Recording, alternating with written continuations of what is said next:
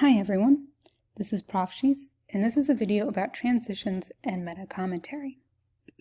You're probably familiar with transitions.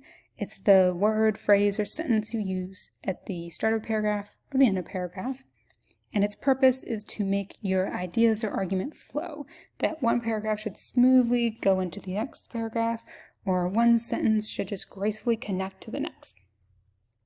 To accomplish a transition, there are three methods you can use. The first is the most common and most familiar. It's called signposting. These are words like however, first, or even phrases like in addition to.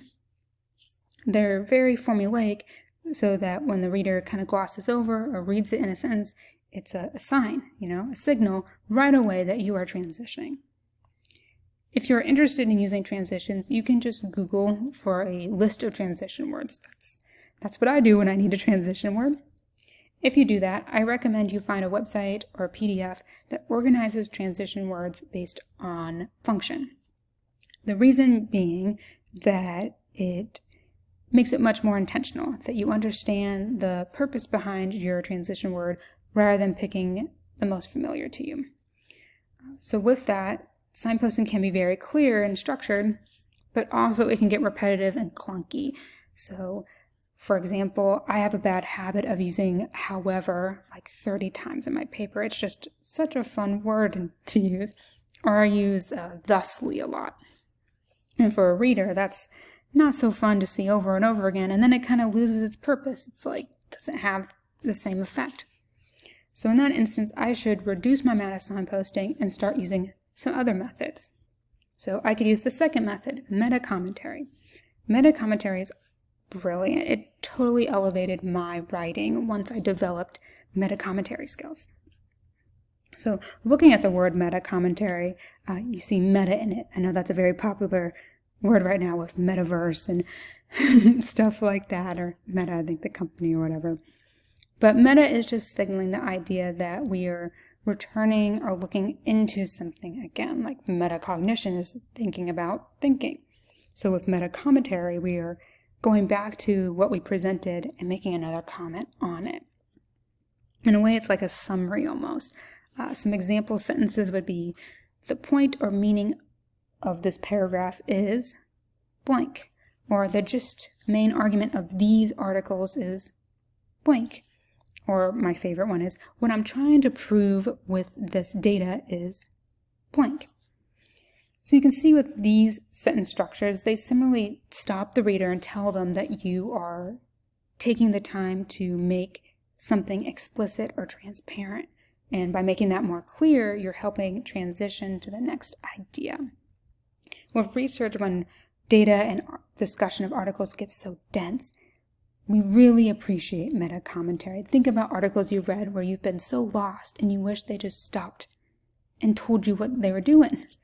So if you're interested in using meta-commentary, you can look up sentence online. I also have a file in Canvas you can use. But even though they're sentence templates, they're so successful. So don't hesitate, throw those in there, especially at the end of paragraphs. The third type of transition is called conceptual linking, and it's probably the most difficult one because it is a full sentence or two. So signposting meta-commentary might be a phrase or a sentence, but conceptual linking is longer. So it starts with the idea of linking, so it's between two paragraphs. So you want to combine paragraph 1 and paragraph 2, connect them. How do you connect them? With a concept. So what do those paragraphs have in common? What idea, argument, what's the relationship between them that you can make clear, transparent? So when writing a conceptual link sentence, you typically use a conjunction to show how the two ideas are related. So things like paragraph 1 supports this argument, and so does paragraph 2, or additionally paragraph 2 does. You can do conceptual linking that ideas that are the same, but they can also oppose each other. You can talk about, even though paragraph 1 says this, paragraph 2 has a counter-argument. Ideas like that.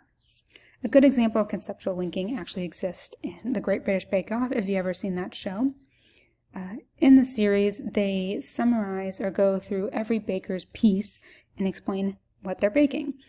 in order to transition from one baker to the next, they often find a conceptual link. So they'll do things like, Bobby is making a beautiful carrot cake. Who else is using a garden vegetable? Miranda, she's making zucchini pie.